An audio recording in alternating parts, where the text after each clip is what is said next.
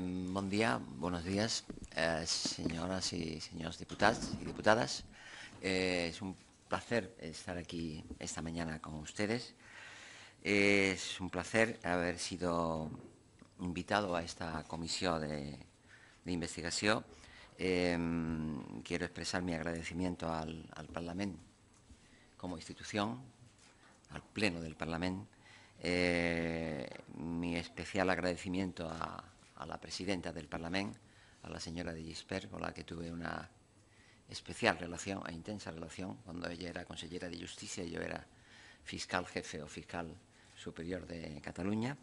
Y naturalmente a ustedes, diputados y diputadas de esta comisión, en la medida que han hecho posible mi presencia aquí. Y también, como no, mi agradecimiento al presidente de la comisión, al señor David Fernández, porque me parece que lo conozco hace años y hace tiempo y algunas cosas hemos hecho juntas, otras por separado seguramente. Pero en todo caso es un placer estar aquí y poder colaborar en la medida en que ustedes lo estimen pertinente, en virtud de las preguntas que vayan formulando a lo largo del tiempo de que disponemos. Yo quería, antes de que ustedes, por favor, empezaran a hacer las preguntas, hacer un recordatorio de algo que ocurrió hace mucho tiempo. Seguramente ustedes, bueno, la mayoría de ustedes no lo conocen, pero no es la primera vez que vengo a una comisión del Parlamento de Cataluña. Vine el 21 de octubre de 2005. Seguramente algunos de los que están aquí ya estaban entonces aquí, o no sé si estuvieron o no en aquella comisión, pero bueno, ya estuve en aquella fecha. Era la Comissió d'Estudi del Procés de Mundialització de l'Economia i de les repercussions en les relacions internacionals. Se llamaba abreviaturamente CEMME. Era el año 2005, el 21 de octubre, el año en que se celebró el Foro de Porto Alegre. Me van a perdonar que lea una de las conclusiones del Foro de Porto Alegre, que marcó un hito prácticamente en la lucha por una economía internacional más justa, más equitativa, más responsable, en definitiva, que decía así, Porto Alegre: desmantelar progresivamente todas las formas de paraísos fiscales, jurídicos y bancarios que no son más que refugios de la criminalidad organizada, la corrupción y todo tipo de tráficos, fraudes y evasiones fiscales, operaciones delictivas de grandes empresas e incluso de gobiernos. Eso se concluyó en Porto Alegre. A partir de ahí yo presenté un amplio texto que debe constar en los archivos, lógicamente, del Parlamento, sobre este tema en particular, en la que hablaba de las formas de abordar el tema de la justicia fiscal internacional, que era de las dificultades existentes entonces y, desgraciadamente, ahora, 10 años después, o casi 10 años después, que era la desarmonización tributaria de los ordenamientos estatales, cosa que es sabida, los paraísos fiscales, que forman parte de esa desarmonización, y el secreto bancario, que sigue siendo una realidad realmente tangible y que se comprobó de una forma muy factible en la Unión Europea cuando se aprobó la Directiva de la Fiscalidad del Ahorro del año 2003, en las que realmente se tuvo que reconocer en la propia Comisión Europea, en la propia Unión Europea, que había obstáculos prácticamente insalvables, como era la permanencia de paraísos fiscales en el interior del propio espacio europeo, como era Luxemburgo, era Liechtenstein, etcétera, etcétera, e incluso Austria. Por tanto, creo que esto me parece que vale la pena recordarlo, porque pensar que 10 años después de esa fecha tenemos que convivir, ojalá no hubiera sido así, pero la realidad es así, después de los llamamientos de Porto Alegre, después de los llamamientos desde todas las instancias internacionales, incluidos el G7, el G8, el G20 y todos los Gs que se puedan añadir en los años sucesivos, como ha sido la última reunión de Brisbane en Australia, en la que se abordó el tema del secreto bancario, por ejemplo, y los paraísos fiscales, pero particularmente el tema del secreto bancario, cuando Gordon Brown en el creo que era el G20 del 2009, dijo: la era del secreto bancario ha terminado, cuando era evidente que eso es falso. No ha terminado, y lo sabemos perfectamente, pues que tengamos que convivir con tres causas penales contra ex o exaltos dirigentes de Cataluña y sus familias directas, etcétera, tanto aquí en Barcelona como en la Audiencia Nacional, realmente pues produce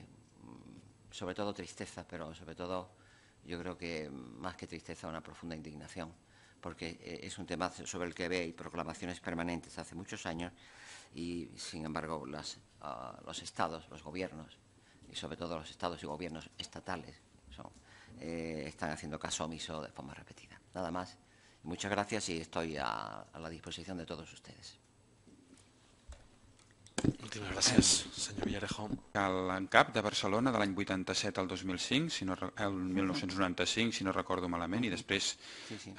fiscal anticorrupció del 95 fins al 2003. Per tant,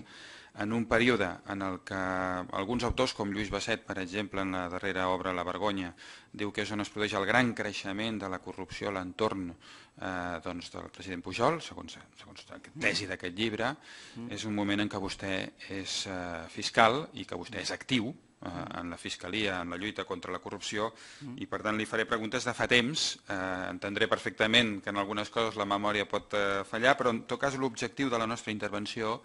és dir, escoltin, quin era el sistema que va produir aquests casos i com s'ha de canviar aquest sistema. La primera pregunta és,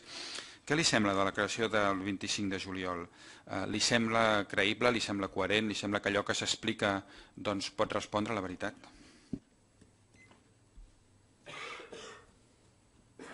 Formula... Perdón. Es pregunta-respuesta. Sí, es que, perdonen que me adapte al sistema. Vamos a ver, yo la declaración del 25 de julio, como pueden comprender, a todos nos sorprendió. Se refiere a la declaración del expresidente de la Generalitat, naturalmente, una declaración autoinculpatoria, puesto que reconocía que había estado defraudando a la hacienda pública durante pues prácticamente desde el año 80, pues 34 años, más prácticamente. Aparte del efecto sorpresa que tuvo, yo pienso que tiene una explicación, a mi juicio, relacionada con los procesos, o sobre todo con un proceso que estaba en marcha en el juzgado central número 5 de la Audiencia Nacional contra su hijo Jordi Pujol Ferrusola. Tengo que reconocer que para esas fechas, es decir, antes del 25 de julio, yo había recabado certificaciones de registros mercantiles diversos del conjunto del Estado, entre ellos de Barcelona en particular, y fueron los que afectaban naturalmente a Jordi Pujol Ferrusola, fueron remitidos al juez central de la Audiencia, al juez central número 5 de la Audiencia Nacional. Por tanto, había ese procedimiento que estaba en marcha y que revelaba anomalías graves en el funcionamiento de las sociedades mercantiles en las que Jordi Pujol Ferrusola estaba relacionado, ya sea como socio, ya fuera como administrador. Si eso tuvo algún eco, alguna influencia, no lo sé. Lo que sí es cierto es que yo, mucho antes de esa fecha, el 30 de abril del año 2013, había denunciado ante la Fiscalía Anticorrupción diferentes actividades relacionadas con Jordi Pujol Ferrusola y su actividad mercantil o societaria, y también relacionadas con las actividades mercantiles o societarias de Oleguer Pujol Ferrusola. Denuncias, porque es el término que hay que emplear, denuncias, que como particulares se pueden y se deben hacer, como decía la ley de enjuiciamiento criminal, porque el particular puede ser un buen auxiliar del Estado, en ese sentido yo lo hacía evidentemente como particular, que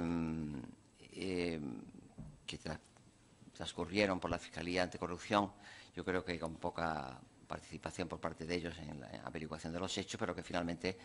fueron a parar a juzgados como el Central 5 de Madrid y otros, en las que realmente dieron lugar al conocimiento de hechos que hasta esa fecha posiblemente se desconocían. Aquesta qüestió, molts anys abans, vostè avui ens ha obert la possibilitat de parlar de més recent,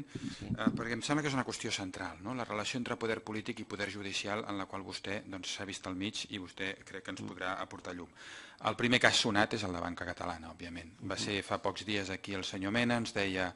que la veritat judicial no ha estat establerta en aquest cas, més enllà de l'escrit que van fer els propis fiscals que mai va estar contradit, i atesa la dificultat de creure en que l'herència és l'origen dels dipòsits d'Andorra, vostè creu que en alguna... El senyor Mena va dir que vostès havien demostrat en el seu escrit de fiscals que hi havia hagut buidatge patrimonial per part dels directius de Banca Catalana i en alguna operació d'aquest possible buidatge patrimonial vostè creu que està a l'origen de la fortuna d'Andorra? Vamos a ver, en primer lugar quiero manifestar, porque creo que es la expresión de nuestra relación de amistad y de compañeros fieles durante toda nuestra vida, que suscribo plenamente todo lo que dijo don José María Mena aquí hace unos días, en su integridad, por tanto. En segundo lugar, quiero decir que nosotros, cuando usted dice que nosotros encontramos indicios o datos de un vaciamiento patrimonial de Banca Catalana, nosotros lo encontramos porque primero practicamos la investigación pertinente a partir de los datos ofrecidos por los informes del Banco de España. Por tanto, nosotros, en ese sentido, somos tributarios de la información que facilitó el Banco de España, que era absolutamente clara y precisa, y que hablaba de desequilibrios patrimoniales muy importantes de Banca Catalana ya en la fase previa o inmediatamente anterior a la formulación de la querella en mayo de 1984. Por tanto, se hablaba de un desequilibrio patrimonial creo que era de 19.000 millones de pesetas, naturalmente de la época. Por tanto, ese era el dato objetivo que resultaba de las actuaciones del Banco de España y de las comprobaciones e investigaciones que se practicaron durante la instrucción de la causa a lo largo de 2 años. A partir de ahí, la relación que pudiera haber entre los beneficios, en todo caso ilícitos, obtenidos a lo largo de la administración de Banca Catalana y la declaración hecha el 25 de julio, y yo no puedo ni afirmar ni negar nada, porque no estoy en condiciones de hacerlo, ni tengo ningún elemento que me permita llegar a ninguna conclusión. Lo que sí yo quiero recalcar, porque creo que es importante hacerlo, es que a mí cuando la audiencia territorial de Barcelona en pleno,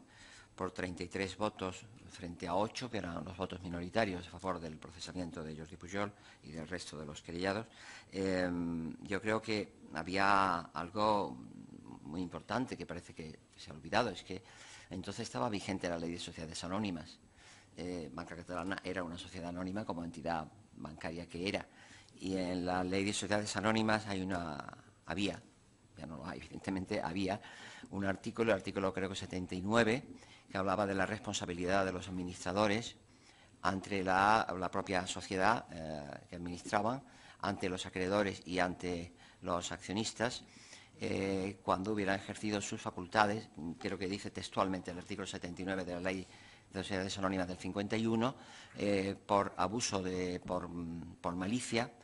abuso de facultades o negligencia grave. Son los términos que utiliza la Ley de Sociedades Anónimas. Yo pienso que las conductas que llevaron a la quiebra de Banca Catalana, pues que es la palabra que se debe emplear, fueron consecuencia de conductas que se pueden encajar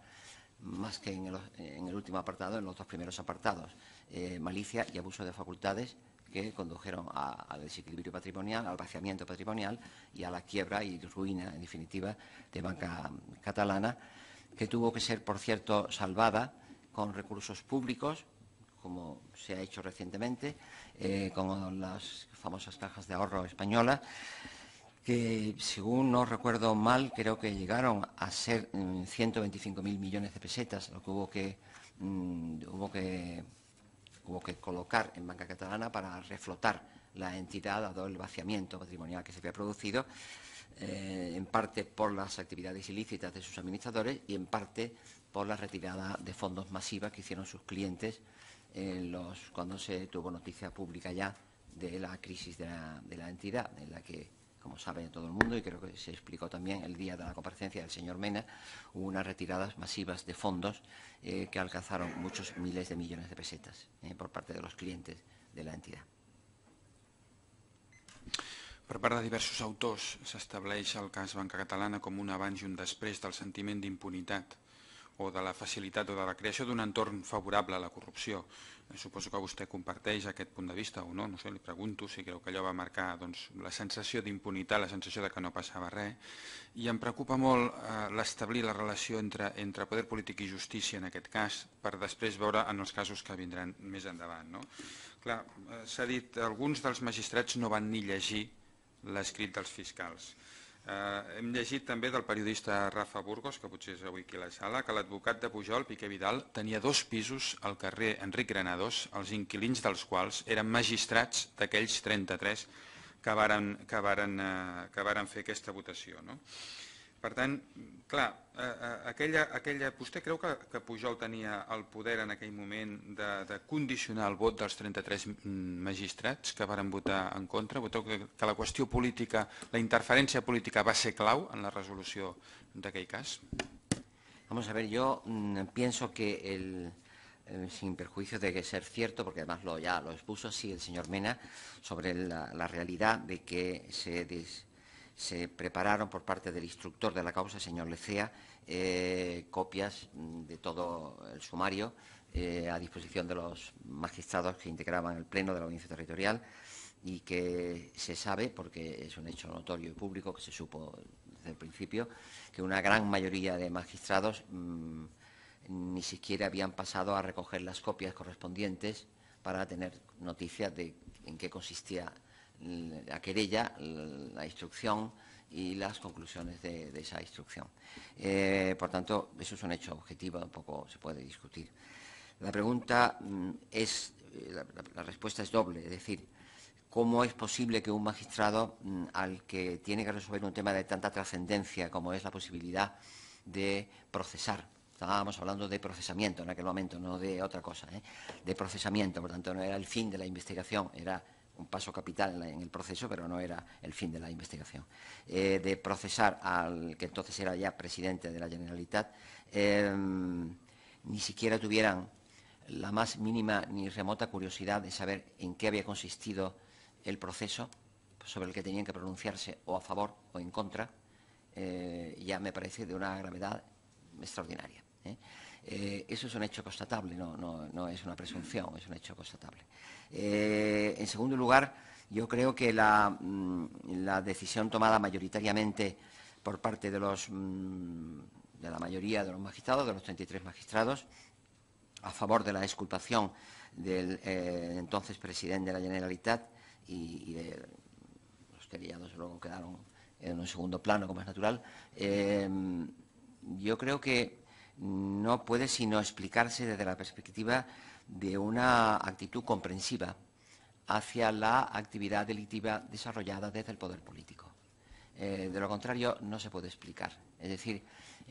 como he dicho antes, entonces regía la ley de sociedades anónimas. La ley de anónimas regulaba muy bien la responsabilidad de los administradores de cualquier sociedad anónima, entre ellas Banca Catalana, como es natural. Y por otra parte, entonces, con fecha en un decreto, el decreto 530/73, ya establecía un plan general de contabilidad y fijaba, por tanto, cómo se debía desarrollar la contabilidad en cualquier sociedad anónima, incluida la actividad bancaria. Plan general de contabilidad que fue absolutamente desconocido e incumplido por los administradores de Banca Catalana y en particular por aquellos que tuvieron una responsabilidad ejecutiva, como fue en el periodo 74-77 el propio Jordi Pujol y el resto de los querellados, siendo secretario del Consejo de Administración prácticamente todo el tiempo Francesc Cabanas, como he sabido. Yo, cuando he tenido ocasión de valorar todo eso, he pensado que la creación de la llamada Caja B, la creación de las 27 sociedades instrumentales, etcétera, lleva al tribunal, a la Audiencia Territorial de Barcelona, a una conclusión que me parece insólita, y es que habla de una desagregación contable, es la expresión que utiliza, y justifica que, bueno, que en una persona jurídica única, como es Banca Catalana, como era Banca Catalana, una desagregación contable no tiene mayor trascendencia, puesto que es una forma, en definitiva, de llevar la contabilidad. En primer lugar, eso incumplía el Plan General de Contabilidad vigente en aquella época, que era del año 73, al que estaban obligados a cumplir fielmente para que hubiera una relación de imagen fiel del patrimonio en los resultados contables, en la cuenta de resultados, etcétera. Y luego, por otra parte, había otro dato complementario a este, y es que, como he dicho antes, había una ley de sociedades anónimas que imponía unas obligaciones sobre los administradores que fueron incumplidas. Nada de todo eso valoró la Audiencia Territorial de Barcelona. Es más, cuando se refiere a la caja B, tiene, yo creo que la osadía de decir que se trata de una desegregación contable, entrecomillado, una desegregación contable. Eso, dicho así, es una especie de media verdad que al final es mentira. ¿Por qué? Porque una desegregación contable es perfectamente legítima en el marco de una sociedad en el que se quiera llevar la contabilidad de una determinada manera, siempre que la desegregación contable no consista en ocultar parte de la contabilidad a los accionistas y a la autoridad monetaria, que en aquel momento era el Banco de España, que es lo que realmente ocurrió, porque realmente parte de esa contabilidad estaba oculta y, por tanto, era desconocida por el Banco de España y por los accionistas. En ese sentido, entiendo que solo desde una perspectiva de favorecimiento de las conductas delictivas que eran objeto primero de la querella y luego del escrito de solicitud de procesamiento, tanto de 30 de junio como de 30 de octubre, que fueron dos escritos del Ministerio Fiscal de petición de procesamiento, el primero y el segundo de ampliación, que fue de 30 de octubre del 86, quedaba patente y quedaba claro que había una contabilidad oficial y que había una contabilidad oculta,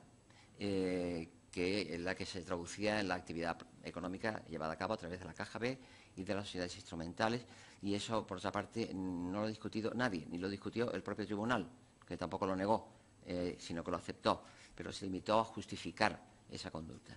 Yo creo que en ese momento ya había razones suficientes, no estábamos hablando de los años 10 ni de los años 20, estábamos hablando ya de los años 80 y pico, con una democracia, hombre, todavía frágil, yo creo que todavía sigue siendo, pero bueno, una democracia entonces muy frágil, pero que, en fin, que había ya leyes y disposiciones que permitían controlar perfectamente desde el punto de vista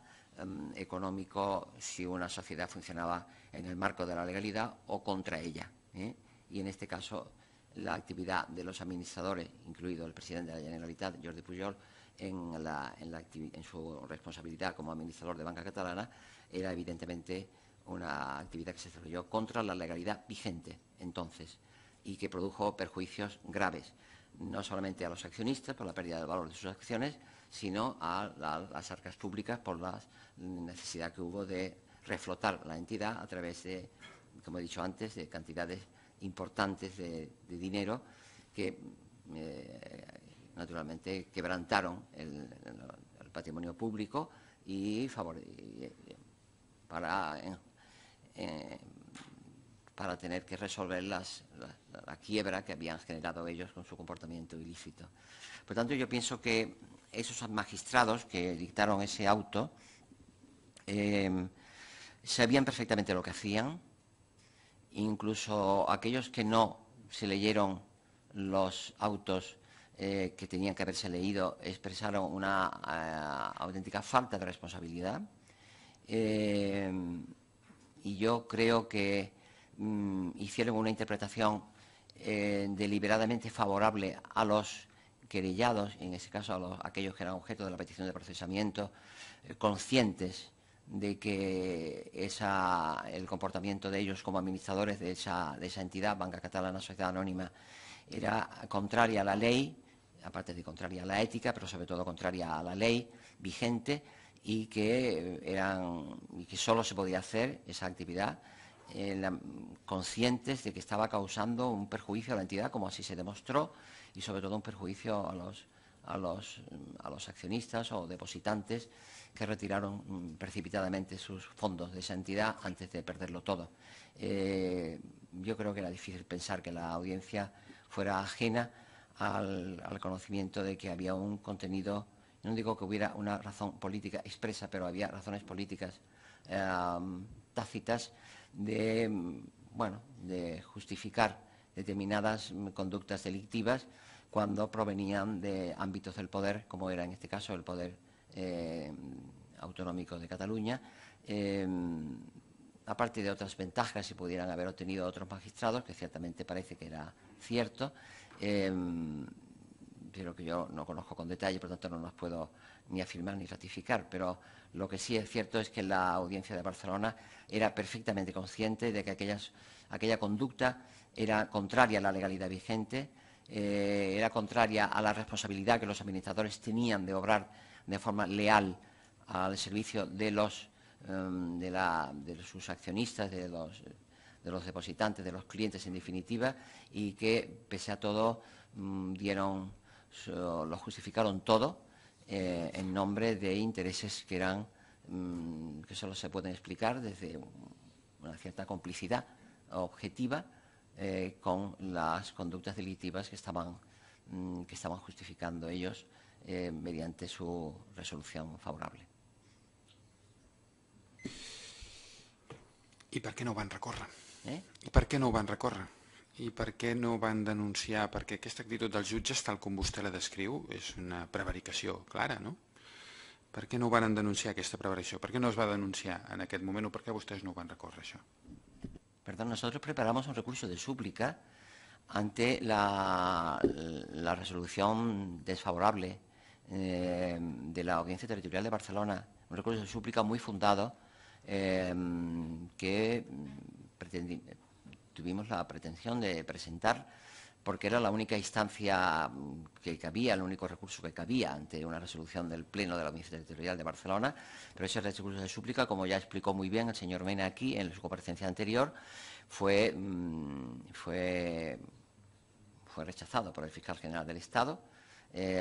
y, naturalmente, nosotros, en virtud del principio de jerarquía, tuvimos que desistir de llevarlo a cabo y de presentarlo, sin perjuicio de haber planteado nuestro disentimiento en la forma que el Estatuto del Ministerio Fiscal permitía en aquella fecha. Si ni siquiera se nos permitía plantear un recurso de súplica, pretender que hubiéramos ejercido la acción penal por prevaricación contra el Pleno de la Audiencia Territorial, francamente hay que situarse en aquel momento. Pero si ni siquiera se nos consentía o se nos permitía disentir a través de las vías procesales permitidas por la ley de enjuiciamiento criminal, como era el recurso de súplica, pensar que nosotros estábamos en condiciones de plantear una querella por prevaricación contra 33 magistrados de la Audiencia Territorial de Barcelona, francamente creo que a cualquiera de los que están aquí sentados puede comprender que eso era prácticamente imposible. Jo li he dit perquè a posteriori se li ha preguntat si aquesta conducta podia haver estat prevaricadora i vostè en alguna entrevista ha dit que podria haver-ho estat, per això li pregunto. Cualquier institución parlamentaria, o sea, el Parlamento de Cataluña como cualquier otro parlamento, sobre todo el Parlamento del Estado, etcétera, yo creo que cumplen una función. En ese punto, pues, podría disentir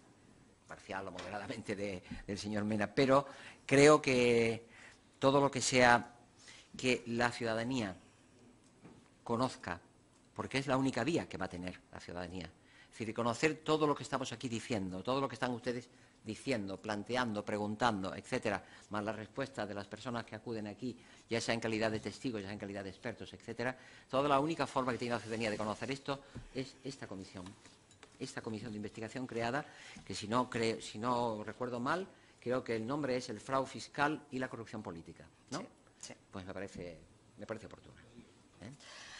Molt bé, un punt de no acord i em sembla que en trobarem més. Voldríem saber també, vostè ha dit, i ho ha dit en diferents entrevistes i avui s'hi ratificava, en què molts jutges no van recollir la documentació, diu que va ser clar i notori, que va ser públic i que diu que venien predeterminats amb el que votarien. També ha dit que el Tribunal a consciència va evitar que el procés continuara, que fos jutjat i eventualment condemnat, això surt en una entrevista que li fan el 6 d'agost del 2014, i avui de fet ens diu que hi ha una gravetat extraordinària amb el que va passar, que deliberadament a favor dels querellats, el tribunal va, l'audiència, no? Doncs deliberadament a favor dels querellats sabent que era contrari a la llei. Van fallar o el seu auto anava en aquest sentit. Bé, doncs, davant d'això, què va fer vostè? Pues lo he dicho antes a la pregunta del señor Amorós. Interpusimos un recurso de súplica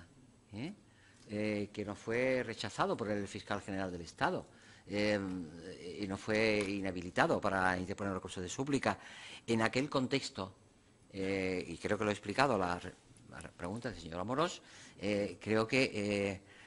imaginar que se podía plantear otra alternativa a la que usted se está refiriendo directamente, que es el ejercicio de acciones penales por prevaricación. Se lo digo yo, porque usted lo está diciendo de una forma implícita, pero yo se lo digo explícitamente. Usted se está refiriendo a eso. Pues bien, si hubiéramos vivido en otro contexto político más auténticamente democrático, realmente hubiera sido una alternativa. Se lo digo con toda franqueza. Pero en aquel contexto, primero de un clima político absolutamente insoportable desde todos los puntos de vista, más una Fiscalía General del Estado que afirmó tajantemente que no había recurso de súplica posible contra esa resolución, que era, en definitiva, el único recurso que permitía una rectificación de la resolución dictada en primera instancia. Por tanto, era necesario para poder ejercer cualquier acción penal, porque cabía la posibilidad de una rectificación, porque el recurso de súplica, si no me equivoco, tenía muchísimas páginas, estaba muy razonado. Bueno, si no se produce el recurso de súplica y, por tanto, la resolución que adquiere firmeza no es la que podía haber adquirido firmeza en virtud de los razonamientos contenidos en nuestro recurso, yo creo que era aventurado hablar de una acción penal por prevaricación, aparte de que, evidentemente, si el señor Mena y yo, unos años antes, habíamos sido expulsados a diferentes ciudades de por ahí por razones políticas, en ese caso, si hubiéramos tenido esa pretensión sin siquiera mediar el recurso de súplica, hubiéramos sido seguramente expulsados otra vez a otro sitio, no sé dónde. Sí. Una de les diferències, el senyor Mena en cap cas va parlar de prevaricació, va dir que no n'hi havia hagut, però el que és evident és que el que vostè diu, i ho diu vostè, és que va fer un deixament de funcions pel clima que diu que hi havia en aquell moment ambiental, de pressió, del que vulgui, però vostè va fer un deixament de funcions i, per tant, diu vostè que va incomplir amb el Codi Penal i el seu article, si no m'erro, 408, no? Actualment. Yo no hice ninguna dejación de funciones, perdón. Yo ejercí las facultades que la ley me otorgaba. Si el fiscal general lo prohíbe, lo prohíbe. ¿Y no els havia d'haver denunciat per prevaricar? Yo creo que era difícil si la resolución no adquiere firmeza en virtud del recurso que estábamos legitimados para interponer e intentamos interponer y no nos lo impidieron y lo prohibieron. Por tanto, yo lo siento, señora diputada, pero no era viable ni aceptable en aquel momento que pudiéramos ejercer una acción penal por prevaricación contra los 33 magistrados, sin prejuicio de que yo valorase en aquel momento mi absoluta disconformidad con aquella resolución que expresé en privado y también en cierta forma pública, pero sobre todo en privado, a algunos de los magistrados que habían votado dentro del marco de los 33 favorables a la exculpación de Jordi Pujol. Ho siento, però... Per tant, per més que diu que van prevaricar, vostè sosté que no van poder fer cas de l'article 408 degut a l'ambient que hi havia. Va fer un deixament de funcions, insisteixo. Lo siento, pero no hice ninguna dejación de funciones. Yo creo que actuamos con la corrección adecuada en el momento adecuado.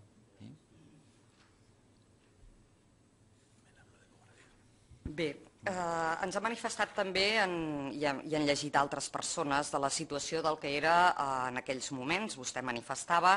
la prohibició d'actuar per part de vostè, en molts casos, enfront, en el cas del tema de Pretoria, durante el ejercicio de sus cargos públicos, gracias al apoyo de los fiscales generales del Estado del PSOE, la Fiscalía no pudo emprender acciones penales contra ellos.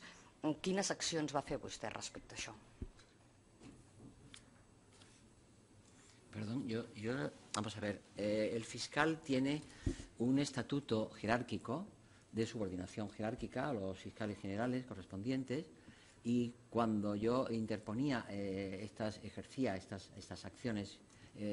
pretendía interponer estas acciones penales,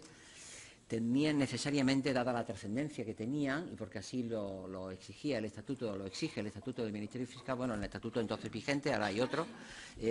yo hacía lo que tenía que hacer, que era dar cuenta al fiscal general correspondiente de la pretensión que tenía la Fiscalía de interponer esa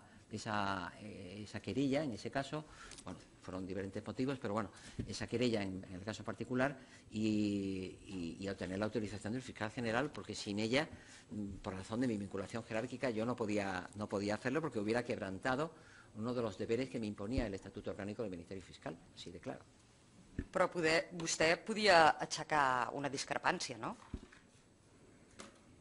Sí, claro, y lo hice en diferentes ocasiones. Yo no sé si en el caso de la CARI también lo hice y se llegó a convocar las juntas de fiscales de sala. No estoy seguro. Creo que fue uno de los casos en que se convocó a las juntas de fiscales de sala para debatir si era o no procedente el ejercicio de acciones penales en ese caso, y la Junta de Fiscales de Sala por mayoría acordaría lo contrario. Pero creo que en más de una ocasión llegué a expresar lo que se llama la cláusula de conciencia o algo parecido en el Estatuto del Ministerio Fiscal, que es expresar la disconformidad ante el fiscal general y que obliga al fiscal general a convocar las juntas de fiscales de sala, que es el máximo órgano del Ministerio Fiscal, para expresar su apoyo o no a la posició del fiscal que ha expressat ese desacuerdo. Veig, però, que no en tots els casos, i el que és segur és que no va fer com altres fiscals recentment, que han dimitit davant de la prohibició del que fer, d'impedir-los fer el que ells creien que havien de fer. En cap cas va dimitir.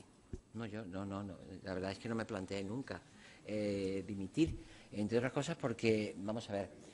usted el concepto de dimitir lo sitúa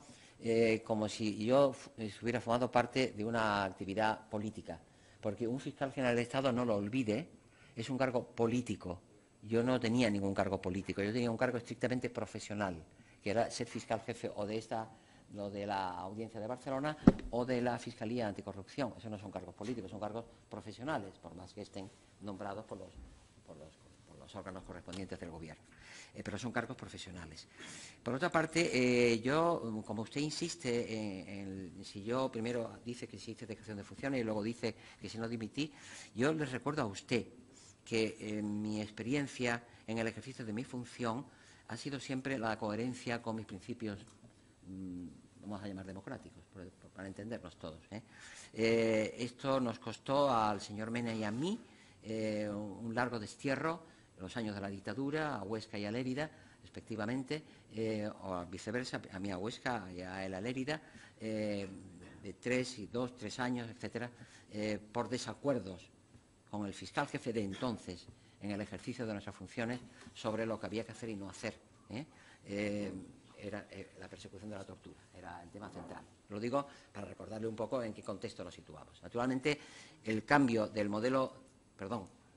por más que usted diga que no, sí que hay que... És que no li parlo de la dictadura, disculpi. Sí, ya sé lo que le está... Yo le sitúo a usted, porque estamos en un contexto distinto, que no es... yo no estoy en un cargo político, estoy en un cargo profesional, y mi profesión me exige, por un principio de coherencia, el continuar ejerciendo mi cargo, pese a las dificultades que encuentre en el ejercicio del mismo, más allá de las diferencias, dificultades o obstáculos que pueda encontrar por parte de mis superiores. Lo siento mucho, pero ese es el criterio que he mantenido siempre. Y lo mantuve con bastante, yo diría que con mayor dureza durante mi mandato en la Fiscalía Anticorrupción que incluso en la Fiscalía de Barcelona. Pero me pareció que no era procedente dimitir, porque dimitir era un abandono de una función que yo consideraba en la que estaba prestando un servicio público necesario para el buen funcionamiento de la Administración de Justicia, más allá de las diferencias que pudiera tener con mis superiores jerárquicos. La seva professió no el deixava dimitir, però i la seva ètica què li deia? Perquè no li permetien fer les seves funcions. No, perdón, yo no solamente me dedicaba a perseguir la corrupción, que lo hacía y intentaba hacerlo además de forma honesta y correcta, sino que además tenía otras muchas funciones como fiscal, muchas, diversas y complejas. Entonces, en aquel otros muchos ámbitos yo ejercía mi función con plena libertad y, por tanto, podía seguir siendo útil al servicio de la Administración de Justicia en muchas funciones, en otras muchas funciones, desde la defensa de los intereses de los trabajadores, en la defensa de las mujeres víctimas de malos tratos, desde otros muchos supuestos que podría enumerar aquí y que ya casi caen en el olvido, pero que me exigían una dedicación profesional muy intensa y un conjunto de fiscales, además, dedicados a ello con mucha ilusión y con mucha dedicación. Entonces, me parece que que yo dimitiera o no dimitiera, era un hecho absolutamente accesorio, que a quien podía favorecer posiblemente eso que usted llama mi ética personal, pero perjudicaba evidentemente mi servicio a la Administración de Justicia, que desde mi punto de vista ético-professional era más importante. Però que no li deixaven fer. El senyor Mena ens deia, quan li parlàvem de pressions i de prohibicions, va dir, llegiré literalment, yo no creo que nunca existan presiones políticas para jueces y fiscales, nunca jamás. Y cada uno recibe las opiniones de superiores si quiere. Pero todos los fiscales y jueces están en condiciones objetivas de cumplir con su conciencia de tal manera que no es cierto que hayan presiones políticas. Hay rendición incondicional, hay cobardía, hay falta de ética, pero no hay influencias. ¿No hay qué, perdón? Influencias, ¿qué piensa? Yo pienso que lo que dice es bastante razonable. Me parece a mí, vamos, que no hay ninguna discrepancia sobre lo que él dice i el que jo penso. Doncs jo hi veig un abisme. Em disculparà, però hi veig un abisme entre el que vostè diu i el que deia el senyor Mena. Per altra banda, el que vostè avui ha explicat aquí doncs és molt greu, si és que és la realitat, i li plantejo d'aquesta manera. I, en certa manera, totes les prohibicions que vostè ens ha explicat, la successió de prohibicions que no van deixar fer la seva feina, és això del per què no va plegar 40 anys. Em dóna la sensació que per vostè la prohibició coincideix, podríem dir, amb un final del procés que no li agrada, perquè al fet són poques les denúncies i moltes d'aquestes arxivades. Em dóna la impressió que vostè està justificant allò que no ha pogut fer durant 40 anys. Perdón, ¿me permite contestarle? Vamos a ver, yo no sé, yo creo que está usted dando a entender de que yo no dimitía pese a que me estaba dejando de obtener una respuesta positiva al ejercicio de las acciones penales que me correspondía hacer y que hacía. Yo quiero modestamente recordarle que a lo mejor usted no lo recuerda tan bien como yo, como es natural, por otra parte, porque usted ha sido siempre diputada de este Parlamento, pero yo durante un periodo de mi vida profesional estuve en Madrid, en la Fiscalía Anticorrupción, y iniciamos investigaciones que concluyeron en condenas importantísimas de Jesús Gil, de Mario Conde, de Javier de la Rosa, de Pascual Estivil y de otras muchas gentes que no me acuerdo de nombres menos conocidos en el ámbito de la delincuencia financiera y económica. Por tanto, yo francamente me limito a recordar algunos nombres que son simbólicos en la delincuencia en España, de gran alcance, y que fueron objetos de condenas y cumplieron años de prisión, muchos años de prisión, algunos de ellos en virtud de las condenas. Incluso en Mario Conde, pues la condena de la Audiencia Nacional fue de 10 años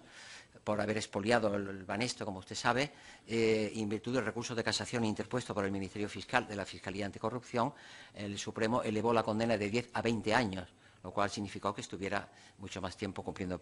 condena. Por tanto, no entiendo lo que usted me quiere explicar, pero no lo comparto, evidentemente. I li parlàvem del seu pas per Catalunya. Vostè és un home que no s'ha amagat de la seva ideologia, al contrari, ha signat manifestos en favor d'en Joan Saura a les llistes al Parlament, va acceptar anar de número 1 a les llistes europees, que després hi va renunciar, va anar a les llistes amb en Joan Coscubiela, ha donat recolzament junt amb el seu amic i col·lega, el senyor Mena, en Joan Herrera, i es desmarca clarament d'Iniciativa per Catalunya fins al punt que alguns inclús l'han tatxat de trànsfuga d'Iniciativa, quan aquesta defensa el dret a decidir i fitxa vostè per Podemos.